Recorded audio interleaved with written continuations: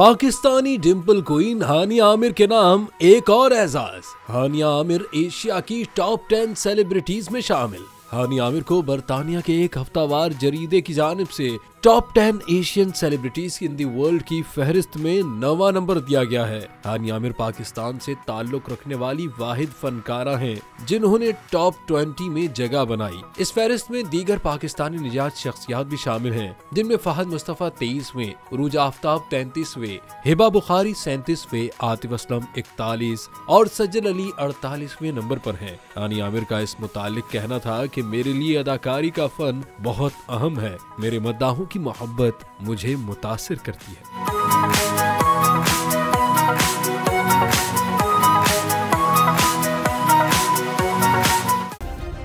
Subscribe करें और bell दबाएं ताकि कोई खबर रह न जाए।